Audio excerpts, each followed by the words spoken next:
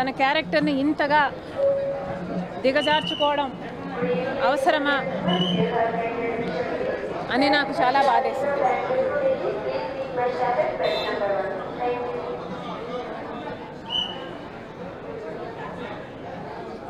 నిన్నే కదా జగన్మోహన్ రెడ్డి గారు ప్రెస్ మీట్ పెట్టి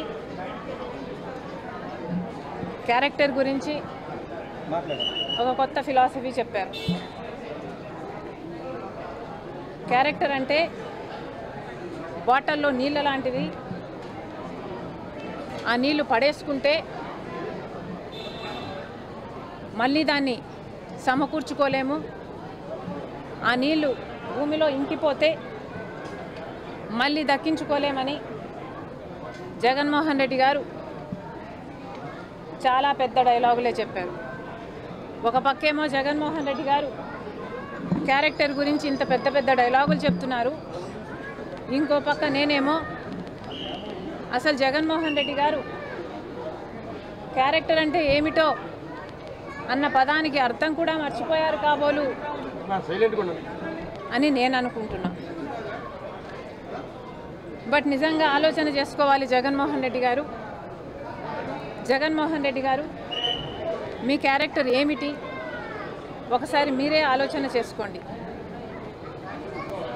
ఒక పక్క సాయిరెడ్డి గారు రాజశేఖర్ రెడ్డి గారి కోరిక భిన్నంగా నన్ను అబద్ధం చెప్పమంటున్నారు, నాకు వీలు కాదు, నన్ను వదిలేయండి అని బ్రతిమాలుకుంటున్నా మీరు ఒప్పుకోకుండా అబద్ధం చెప్పమని ఒత్తిడి చేశారు. ఇది జగన్మోహన్ రెడ్డి గారి గొప్ప క్యారెక్టర్. అమ్మకు అన్ని విషయాలు తెలుసు, విజయమ్మ గారికి అన్ని విషయాలు తెలుసు. నా పరువు పోతుంది నేను అబద్ధం చెప్తే, నన్ను వదిలేయండి అని సాయిరెడ్డి గారు బ్రతిమాలుకుంటున్నా లేదు అబద్ధాలు చెప్పాల్సిందే అని ఒత్తిడి చేయడం జగన్మోహన్ రెడ్డి గారి ఉన్నతమైన క్యారెక్టర్. 40 నిమిషాల పాటు ఏ అబద్ధం ఎలా చెప్పాలి అని ఆయన డిక్టేట్ చేశారట, ఈయన రాసుకున్నారట. ఏ అబద్ధాన్ని ఎంత అందంగా చెప్పాలి అని ముఖ్యమంత్రి హోదాలో ఉన్న వ్యక్తి డిక్టేషన్ ఇచ్చారట. ఇది జగన్మోహన్ రెడ్డి గారి మహోన్నతమైన క్యారెక్టర్. ఏం చెప్పమంటారు? రాజశేఖర్ రెడ్డి గారి 2 బిడ్డలకు అన్ని ఆస్తులలో సమాన వాటా ఉండాలి అన్నది రాజశేఖర్ రెడ్డి గారి కోరిక అని జగన్మోహన్ రెడ్డి గారికి ఆయన భార్య గారికి తెలిసిన విషయమే.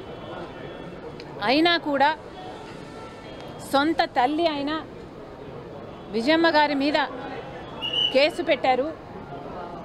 తన సొంత చెల్లి బిడ్డలు అంటే తన సొంత మేనల్లుడు